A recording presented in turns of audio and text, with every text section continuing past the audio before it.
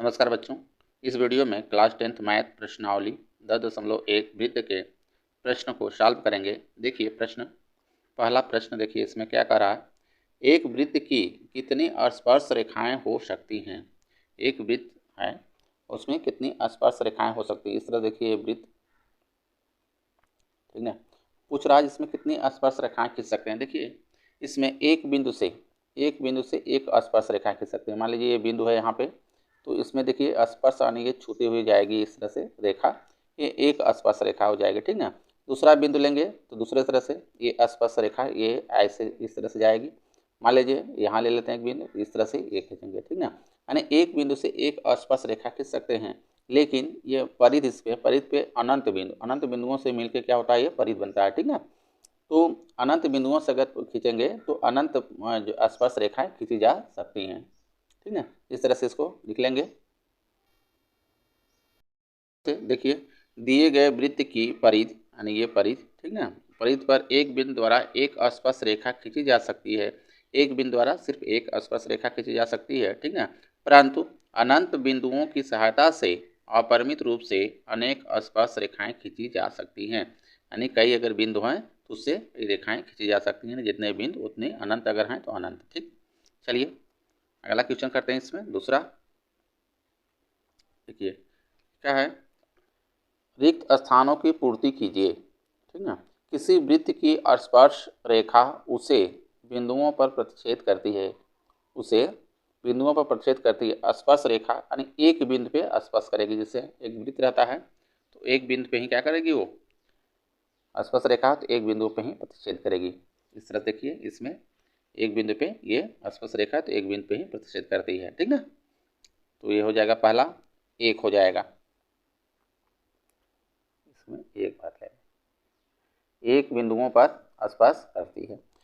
वृत्त को दो बिंदुओं पर प्रतिच्छेद करने वाली रेखा को कहते हैं। वृत्त को दो बिंदुओं पर प्रतिच्छेद करने वाली रेखा को प्रतिच्छेदी रेखा कहते हैं। क्या कहते हैं? प्रतिच्छेदी रेखा, ठीक, या छेदक रेखा कहते हैं। वृत्त को दो बिंदुओं पर प्रतिच्छेद करने वाली रेखा को छेदक रेखा कहते हैं, या छेदक। इस तरह से देखिए समझिए, क्योंकि अगर ये वृत्त है, देखिए वृत्त है, दो बिंदुओं पे ऐसे करेगी। देखिए इस बिंदु पे क्या करेगी, काट रही है रेखा, ठीक ना। इस तरह से अगर रेखा रहेगी उसको क्या बोलेंगे, छेदक रेखा बोलेंगे। दूसरा में छेदक हो जाएगा, छेदक। तीसरा, एक वृत्त की समांतर स्पर्श रेखाएं हो सकती हैं। एक वृत्त में कितनी समांतर स्पर्श रेखाएं हो सकती हैं, ये कह रहा है इसमें। देखिए अगर ये वृत्त देखिए है, तो एक वृत्त पे अगर एक स्पर्श रेखा ये है, ठीक ना, इसके समांतर सिर्फ एक ही स्पर्श रेखा खींच सकते हैं, इस तरह से आगे से, ठीक ना। एक ही स्पर्श रेखा हो सकती है, दूसरा नहीं हो सकता है। यानी एक वृत्त की समांतर स्पर्श रेखाएं हो सकती हैं, यानी दो समांतर स्पर्श रेखाएं हो सकती हैं। एक ये होगा इधर का और एक ये होगा, ठीक ना। एक स्पर्श रेखा ये है, एक स्पर्श रेखा ये है, ठीक है। यानी एक के समांतर सिर्फ एक ही स्पर्श रेखा खींच सकते हैं, एक समांतर है तो एक ही खींच सकते हैं इसमें, ठीक। इसमें हो जाएगा देखिए एक एक दो, यानी दो स्पर्श रेखाएं हो सकती हैं, हो जाएगा दो स्पर्श रेखाएं, ठीक। वृत्त तथा अगला, वृत्त तथा उसकी स्पर्श रेखाओं के उभयनिष्ठ बिंदु को कहते हैं, वृत्त तथा उसकी स्पर्श रेखाओं के उभयनिष्ठ बिंदु को क्या कहते हैं, स्पर्श बिंदु कहते हैं। क्या कहते हैं, स्पर्श बिंदु। इस तरह से जैसे है ये, यहाँ से जा रही है रेखा, तो जो ये बिंदु पे जो टच कर रही है ये स्पर्श बिंदु होगी, इसको बोलेंगे स्पर्श बिंदु। ये हो जाएगा स्पर्श बिंदु कहते हैं, ठीक है। चलिए तीसरा क्वेश्चन करते हैं।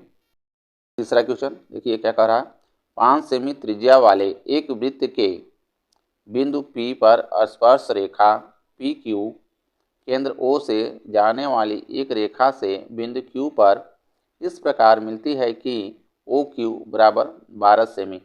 तो पूछ रहा है हमसे PQ की लंबाई है इसमें, ठीक ना। तो 5 सेमी त्रिज्या वाले एक वृत्त, पहले एक वृत्त बना लेंगे 5 सेंटीमीटर त्रिज्या का, ठीक ना। इस तरह से देखिए ये 5 सेंटीमीटर त्रिज्या का एक वृत्त है, यानी यहाँ से त्रिज्या इसकी देखिए केंद्र बिंदु और परिध को मिलाने वाली रेखा ये त्रिज्या होती है। ये मेरा 5 सेंटीमीटर है, 5 सेंटीमीटर, ठीक है। ये केंद्र बिंदु वो मान लेते, ठीक है ना। अब इधर ये मेरा P है और ये Q है, क्योंकि यहाँ पे देखिए क्वेश्चन में कह रहा है 5 सेंटीमीटर त्रिज्या वाले एक वृत्त के बिंदु P पर स्पर्श रेखा है। बिंदु P पे क्या है, ये स्पर्श रेखा है, यानी यहाँ पे, ठीक है, ये स्पर्श कर रही है इस तरह से। स्पर्श रेखा PQ केंद्र O से जाने वाली, यानी यहाँ केंद्र से देखिए O से जाने वाली रेखा से बिंदु Q पर इस प्रकार मिलती है, Q पे इस प्रकार मिल रही है। तो OQ को दिया है, देखिए लंबाई 12 सेंटीमीटर। OQ बराबर कितना दिया है, 12 सेंटीमीटर। तो कह रहा PQ की लंबाई है, OQ मेरा दे दिया यहाँ से यहाँ तक, यहाँ से लेके यहाँ तक 12 सेंटीमीटर, ठीक है। ये 12 सेंटीमीटर है। हमसे पूछ रहा है PQ की लंबाई, नहीं यहाँ से लेके यहाँ तक की इसकी लंबाई पूछ रहा है।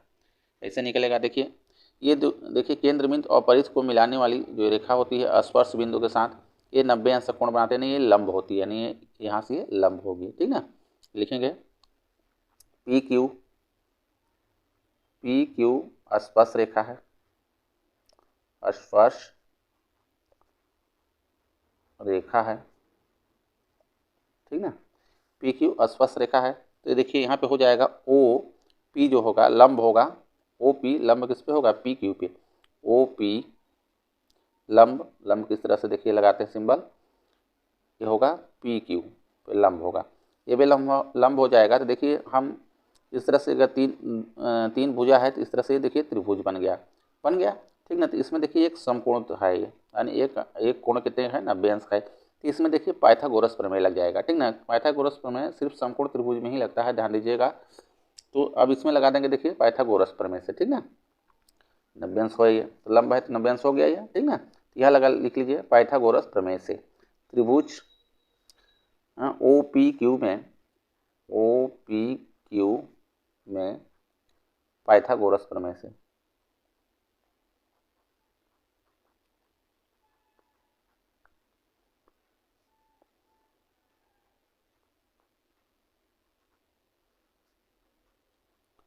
पाइथागोरस प्रमेय होता है, देखिए कर्ण का स्क्वायर बराबर होता है आधार का स्क्वायर धन लंब का स्क्वायर, ठीक ना। कर्ण इसमें देखिए, कर्ण जो सबसे बड़ी भुजा होगी वो क्या होगी, कर्ण होगी, यानी ये मेरा दिया है जो OQ ये कर्ण है, ठीक ना। तो OQ का स्क्वायर कर लेंगे, OQ स्क्वायर हो जाएगा। आधार मेरा देखिए ये होगा, ठीक ना, आधार ये हो जाएगा। तो PQ का स्क्वायर हो जाएगा धन लंब का स्क्वायर यानी OP का स्क्वायर, OP का स्क्वायर हो जाएगा, ठीक ना। ये इधर से लेंगे तो भी ये होगा, अगर इसको पलट देंगे तो ये आधार हो जाएगा, ये लंब हो जाएगा, ठीक ना। इससे कोई अंतर पड़ने वाला नहीं है इधर का। चलिए OQ मेरा 12 है, 12 का हो जाएगा स्क्वायर बराबर PQ हमको निकालना है, इसका मान नहीं दिया हुआ है, PQ का ये स्क्वायर हो जाएगा धन OP 5 सेंटीमीटर है, 5 रख लेंगे, 5 का स्क्वायर कर लेंगे इस तरह से, ठीक। चलिए 12 बरहम यानी 12 का देखिए 12 का स्क्वायर है, ठीक ना। तो 12 गुणे 12 करेंगे तो 144 आएगा, यानी 12 बरहम 144 हो जाएगा बराबर PQ का स्क्वायर रहेगा इस तरह से, और इधर 5 का स्क्वायर करेंगे तो 5 25 आ जाएगा, ठीक। अब देखिए PQ स्क्वायर बराबर करेंगे तो ये इधर आ जाएगा, पक्षांतर हो जाएगा, नहीं, ठीक ना। तो 144 ऋण 25 हो जाएगा। तो PQ स्क्वायर बराबर करेंगे तो आ जाएगा 144 ऋण में 25 हो जाएगा इस तरह से, ठीक। PQ स्क्वायर बराबर, अब 144 में से 25 को घटा लीजिए, ठीक, आ जाएगा 119। अब देखिए PQ बराबर निकालेंगे, PQ बराबर यहाँ से देखिए यहाँ पे स्क्वायर है, जब ये स्क्वायर हटेगा तो इधर वाली संख्या रूट में चली जाएगी, 119 आ जाएगा, इसकी लंबाई होगी 119 सेंटीमीटर, यही आंसर होगा, ठीक ना। चलिए अगला क्वेश्चन करते हैं। देखिए एक वृत्त, इसमें कह रहा है, देखिए क्वेश्चन में एक वृत्त खींचिए और एक दी गई रेखा के समांतर दो ऐसी रेखाएं खींचिए कि उनमें से एक स्पर्श रेखा हो तथा दूसरी छेदक रेखा हो। देखिए एक हम ले लेंगे इसमें से, देखिए यहाँ पे एक रेखा ले रहे हैं, इधर वृत्त, एक वृत्त बना लिए, वृत्त के बाहर एक ये रेखा खींच ले रहे हैं, ठीक ना। अब इसी के समांतर कह रहा है दो ऐसी रेखाएं खींचिए कि उनमें से एक स्पर्श रेखा हो तथा दूसरी छेदक रेखा हो, इसके समांतर खींचना है, ठीक ना। तो इसके समांतर खींचने के लिए देखिए पहले क्या करेंगे हम, केंद्र बिंदु, ये केंद्र बिंदु है यहाँ पे वृत्त का केंद्र बिंदु, और इस पे एक लंब डालेंगे ए बी, यानी ये मान लेते हैं ए बी रेखा है, ठीक है। इससे हम क्या करेंगे, केंद्र बिंदु से इस पे एक लंब डालेंगे, इस तरह से ये लंब हो जाएगा, लेंगे, ठीक है। लंब मतलब 90 डिग्री का यहाँ से होगा। लंब डालने के लिए यहाँ से देखिए प्रकार लेंगे, प्रकार में हम इस तरह से काटेंगे, ऐसे काटने के बाद यहाँ से इधर काटेंगे, काटने के बाद ये मिलाते हैं, ठीक ना। ये रचना काट दिया आप लोगों में, ये रचना के द्वारा होता है, लेकिन ये समझिए इस पे ये लंबा है, ठीक, 90 डिग्री इस पे खींच दिए। अब इसके समांतर ए बी के समांतर हम स्पर्श रेखा खींचेंगे। तो स्पर्श रेखा देखिए ये बिंदु यहाँ पे जो काट रहा है, यहाँ पे यहीं पे से स्पर्श रेखा खींच लेंगे इसके समांतर, इस तरह से होगा,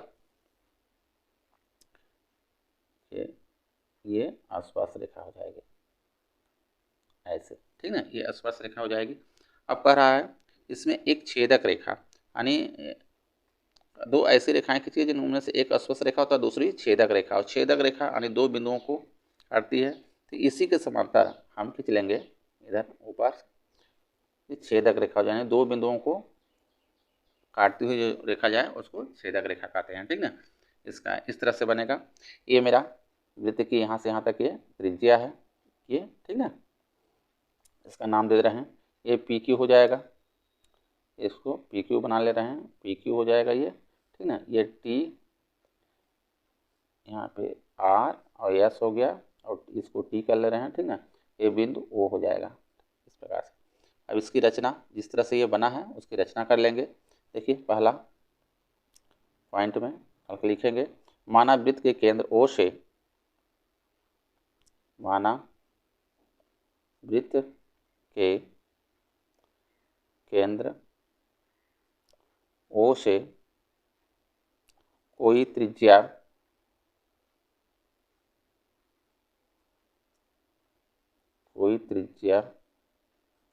लेकर एक त्रिज्या लेकर एक वृत्त खींचा, ठीक ना। केंद्र बिंदु ओ, यहाँ से प्रकार में कोई त्रिज्या लेके एक वृत्त खींच दिए, ठीक ना। और बाहर एक वृत्त के बाहर ए भी एक रेखा ले लिए, वृत्त के बाहर, वृत्त के बाहर, बाहर एक रेखा ए बी खींचा, ठीक ना। अब देखिए बी खींच लिए, अब उसके बाद केंद्र यानी वृत्त का केंद्र ओ से ए बी पर एक लंब खींचा, यहाँ पे इसका नाम इधर एम कर ले रहे हैं, ठीक ना। तो तीसरा पॉइंट में वृत्त के केंद्र से, वृत्त के केंद्र से ए बी पर, ए बी रेखा पर एक लंब खींचा,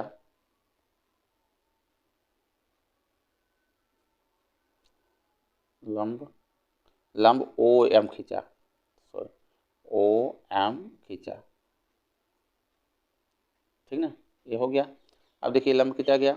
अब ए बी के समांतर हम यहाँ पे यानी जो पी बिंदु है जो काटा है ओ एम, यहाँ पे, यहाँ से हम आसपास रेखा खींचेंगे, ठीक ना, ए बी के समांतर।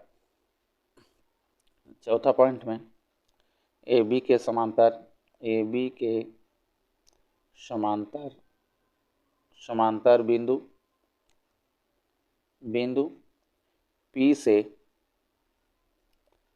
बिंदु पी से वृत्त पर पी क्यू स्पर्श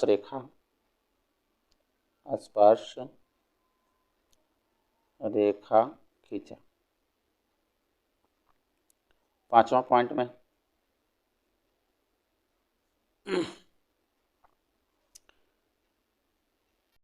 वृत्त के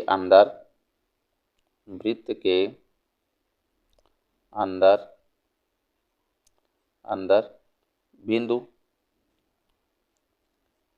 T से AB के समांतर